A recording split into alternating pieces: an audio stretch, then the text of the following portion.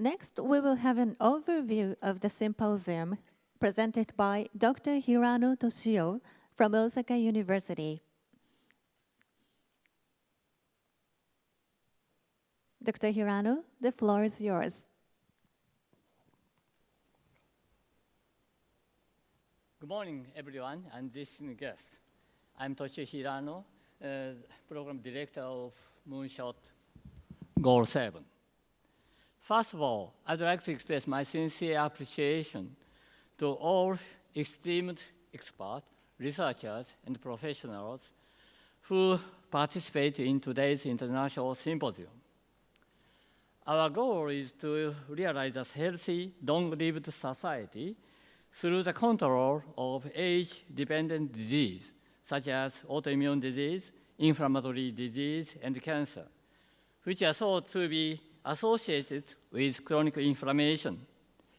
Throughout this symposium, we will have the opportunity to exchange ideas, share valuable insight, and implement preventive strategies to enhance the quality of life and extended healthy life expectancy. Before starting the symposium, I'd like to briefly outline our goals.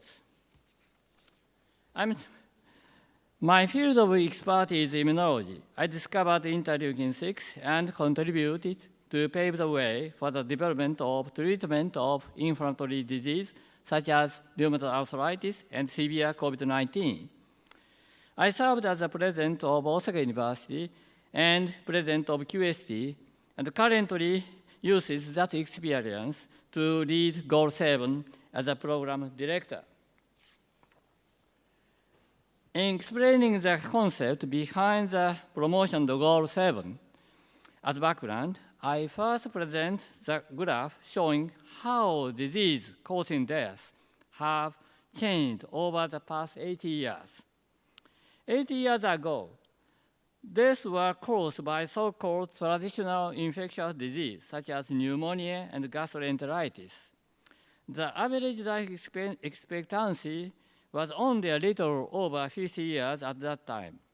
However, with the development of vaccines against such as smallpox and antibiotics such as penicillin, traditional infectious diseases have been drastically reduced.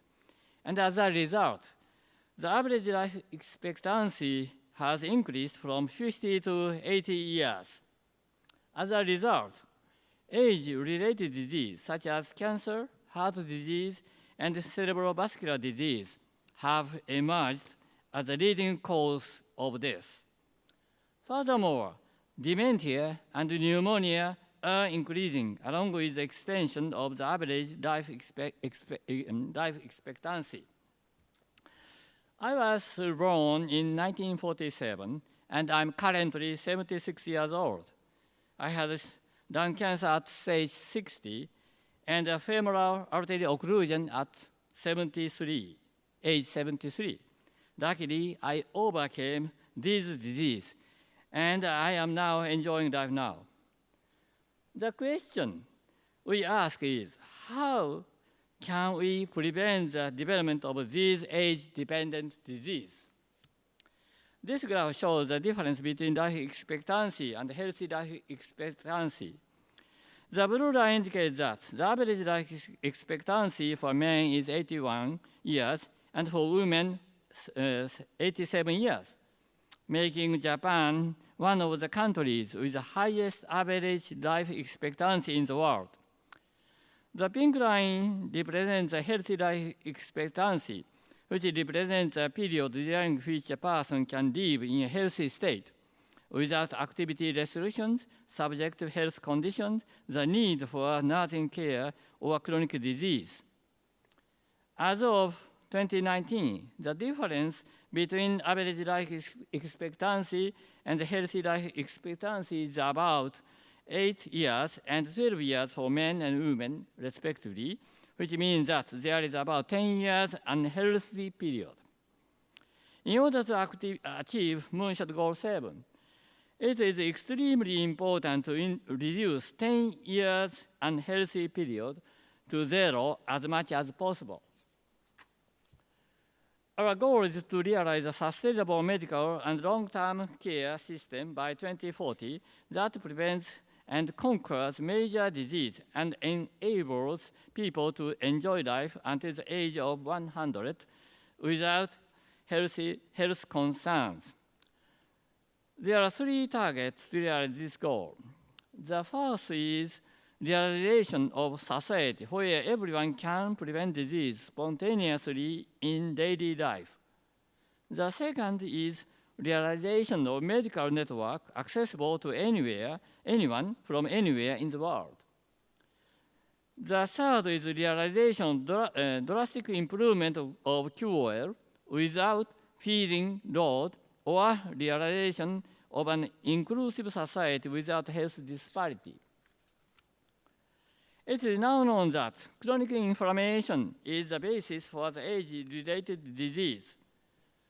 Various initiators, such as infection, obesity, aging, and stress, trigger inflammatory birth in non-immune tissues. And thereby, non-immune tissues and the immune system work together to induce chronic inflammation. Chronic inflammation leads to autoimmune disease, such as rheumatoid arthritis, inflammatory disease, such as Alzheimer's disease and type 2 diabetes, and various types of cancer. Chronic inflammation causes cell death, cell damage, leading to acceleration of cell senescence. It is believed that senescent cells further promote chronic inflammation on one hand and induce cellular reprogramming on the other hand through senescence-associated secretory phenotype, or SASP. In this way, chronic inflammation associated with aging is a double-edged sword, in that it induces age-related disease such as cancer, while also being involved in cell rejuvenation. Thus, we believe that if we can appropriately control chronic inflammation, we can dramatically reduce the number of diseases themselves.